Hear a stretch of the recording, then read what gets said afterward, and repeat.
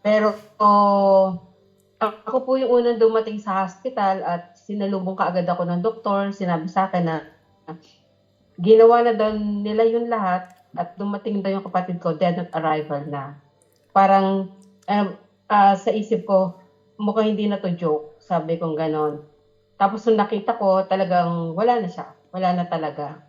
Tapos gano'n pala yung pakiramdam na meron kang gano'ng first time na nangyari sa'kin yung gano'n na yung bang iniisip mo baka may pag-asa pa, baka may magawa pang paraan, pero wala kang maisip na puwede mong magawa. Yun yung time na nag-iisip ka.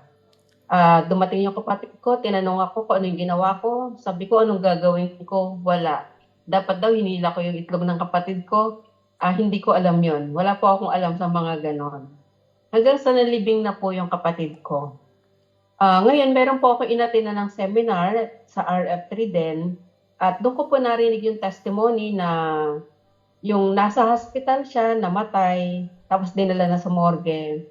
Siguro po parehas kami nararamdaman ng kamag-anak no, na baka may pag-asa pa. Siya po may alam siya.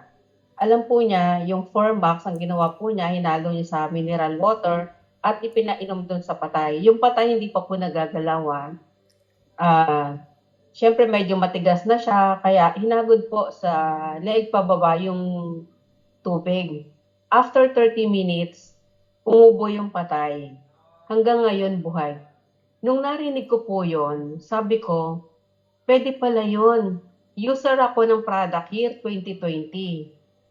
Pero year 2022 namatay yung kapatid ko. Hindi ko po kasi alam hindi po ako kasi umaattend ng seminar, kaya hindi ko po alam yung ibang use ng Formax. Kaya ganun po yung nangyari, wala po akong alam. Kaya sabi ko parang yun po yung regrets ko na wala akong nagawa. Yung bang gano'n na nag-iisip ka ng paraan na baka may pag-asa pa. Kaya lang wala po akong alam. Yun po yung regrets ko na user na ako pero hindi ko alam yung use ng product. Kaya, ayun, ngayon naman, year 2024, nangyari dun sa brother kong isa. Kung natuluyan po siya, siya yung tinatawag na bangungot.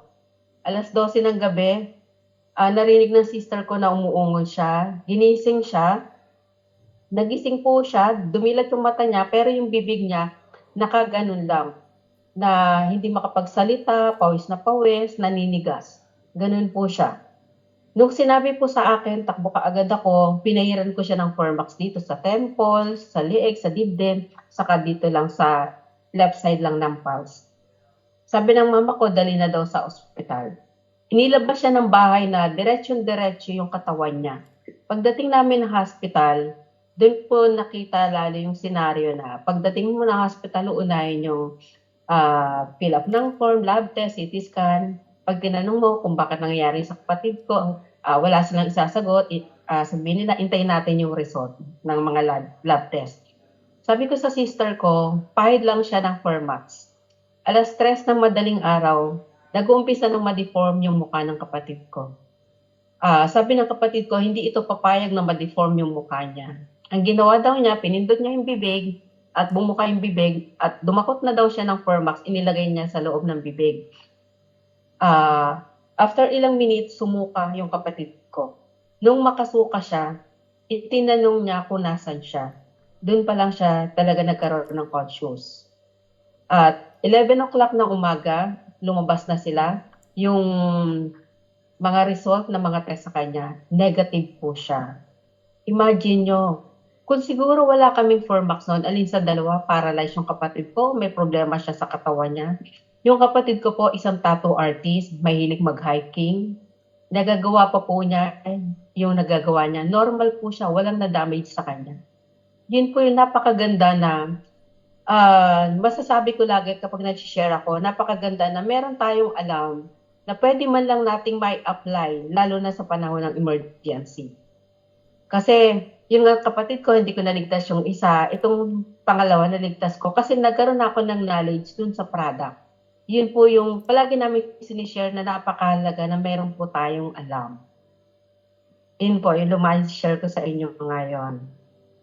Back to you, Coach Annie.